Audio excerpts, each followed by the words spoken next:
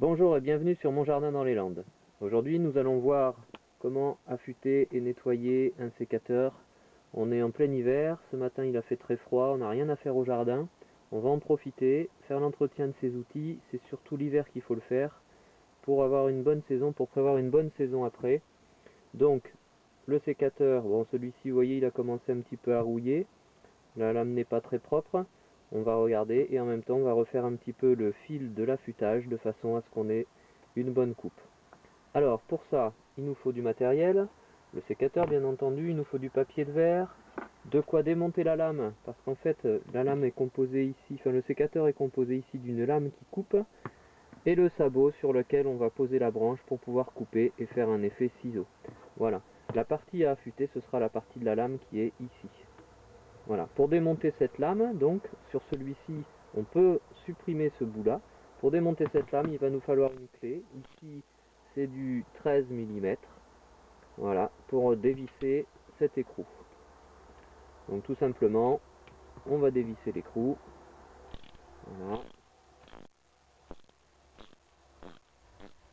Alors attention quand on dévisse à ne pas tout perdre. Voilà, on peut finir à la main. On avait un blocage dans un premier temps parce qu'on a un écrou qui s'appelle un écrou frein. Il est un peu plastifié ici, c'est ce qui l'empêche quand on a ces mouvements là de se dévisser.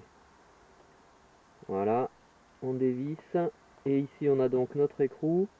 On a une partie, alors quand tout va s'ouvrir on a le ressort ici qui va partir. Ça aussi sur les sécateurs c'est changeable. Quand on le casse on peut trouver de la pièce détachée sur le ressort. Sur les petits tampons ici aussi pour certains sécateurs. Voilà, et là je démonte, j'ai une partie, deux parties. Voilà. Et je peux même peut-être, non, là c'est pas le cas, il faudrait dérifter ici. Mais c'est pas grave, on a quand même un accès plus facilité pour pouvoir affûter, nettoyer déjà dans un premier temps et affûter notre lame.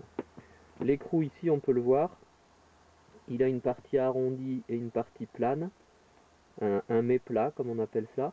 Et c'est pour pouvoir après se positionner dans le sécateur par rapport au sabot ici. Vous voyez, quand on rentrera notre écrou, on fera ça. Voilà. Voilà comment ça se compose un sécateur. Donc on a la lame ici, le sabot ou contre-lame ici. Voilà. Ça s'affûte pas. Hein. Il faut juste veiller à ce que l'angle qui est ici, là, soit proche de 90 degrés et surtout qu'il ne se soit pas abîmé. Voilà. Et ici, on va le voir après avoir nettoyé. Pour nettoyer, c'est simple. Papier de verre.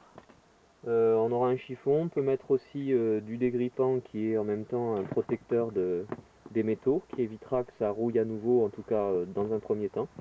Et puis après, c'est tout. Hein, il faut frotter simplement. Donc on va le faire.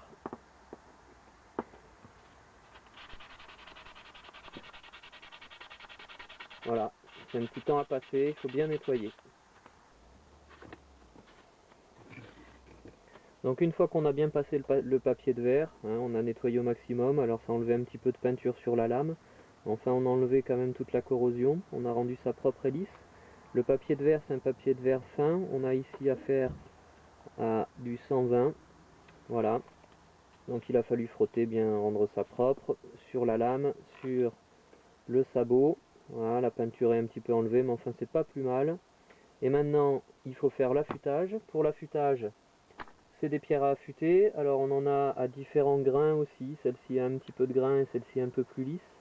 La plupart du temps, les pierres à affûter sont à fonctionner soit avec trempées dans l'eau, soit dans l'huile. C'est au choix. On achète ça dans les jardineries en principe.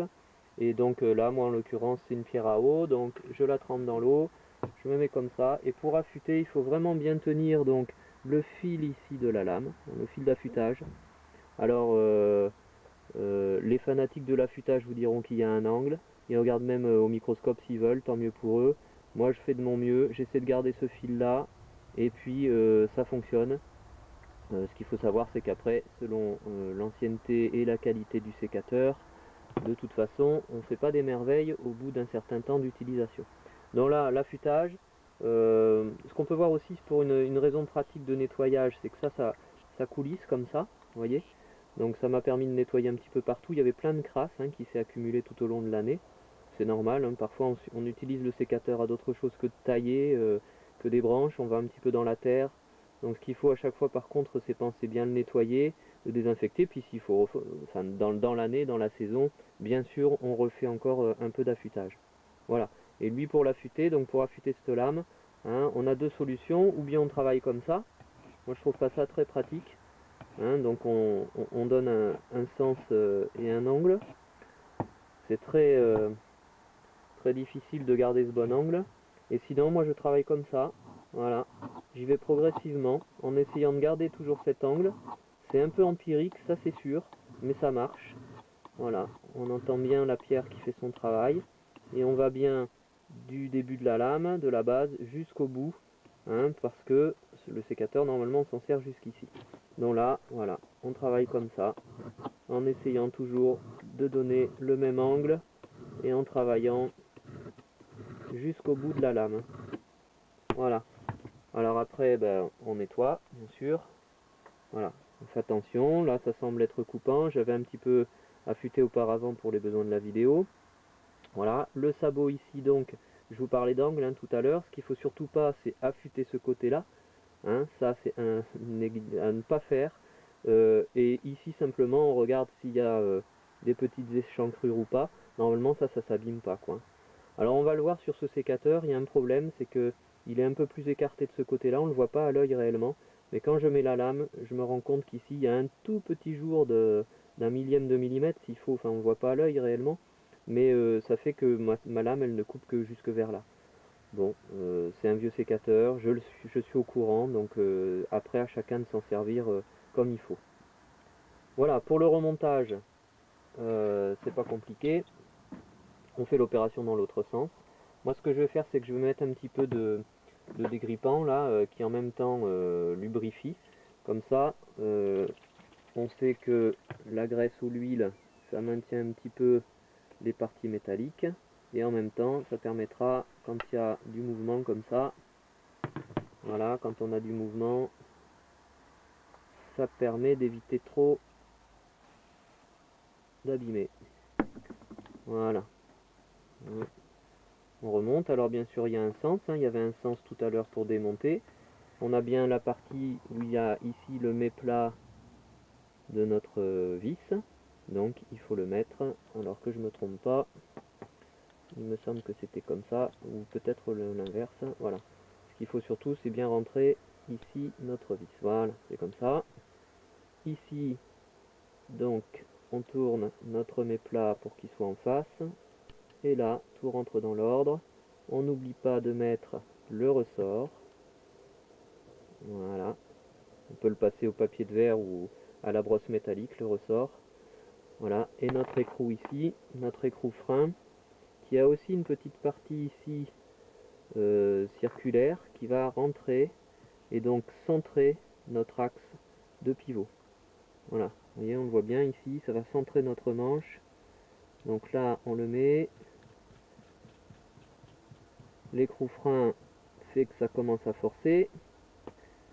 Là, il faut vraiment bien rentrer là. Voilà. Et là, il n'y a plus qu'à resserrer donc avec la clé, que ce soit une clé plate, clé à cliquer, peu importe, toujours du 13 et on referme. Voilà. Alors là, à ce à quoi il faut faire attention, bien entendu, c'est de ne pas trop serrer, parce que si je serre trop, voilà ce qui se passe. Mon sécateur, je ne peux plus l'ouvrir ni le fermer. Donc, hop, on desserre un peu, et tout va rentrer dans l'ordre à un moment. Je peux resserrer un petit peu. Voilà. Voilà. Alors mon sécateur est remonté, donc je finis par nettoyer. Il y a toujours un petit peu de gras qui est revenu de mon dégrippant et de mon huile protectrice. Voilà. Et puis maintenant, la seule chose qu'il faut voir pour savoir si on a bien travaillé à l'affûtage, on prend une feuille et normalement notre sécateur doit couper la feuille sans trop de problème. Alors vous voyez ce que je vous disais tout à l'heure, donc moi ici j'ai un petit écart, je ne sais pas si on le voit, il y a un léger écart en fin de lame ici, c'est parce que mon sabot est tordu à un endroit, donc ce qui fait que effectivement ça ne coupe pas ma feuille jusqu'au bout. Mais sinon, vous voyez, c'est quand même pas mal. Voilà. Alors les raisons pour lesquelles ça peut ne pas couper, c'est simplement ça, le sabot tordu, un mauvais affûtage, ou alors après, après il n'y a pas grand chose en fait, hein, souvent c'est l'affûtage qui n'est pas bon. Et puis ça peut être aussi ici, alors qu'il n'est pas forcément tordu le sabot, mais effectivement notre angle ici n'est pas suffisamment abrupt, et donc le sécateur est trop abîmé. Voilà, une dernière chose pour le choix du sécateur. Vous voyez, moi c'est un petit sécateur que j'ai. Quand vous avez à choisir un sécateur, il y a le prix bien entendu, il y a la qualité, en principe ça va avec, et puis il y a aussi la facilité d'exécution, de préhension hein, au niveau de la main. Moi j'ai des petites mains, donc c'est bien pratique de le tenir comme ça. Certains sont plus grands, donc après adaptés aux grandes mains. Et sachez qu'il existe des sécateurs pour droitier, des sécateurs pour gaucher. Donc si vous êtes dans ce cas-là, n'hésitez pas, ne soyez pas frustrés, essayez d'en trouver un à votre main. Voilà, je vous remercie d'avoir écouté, je vous remercie d'avoir regardé, et à bientôt sur monjardindansleslande.eclablog.com. Au revoir.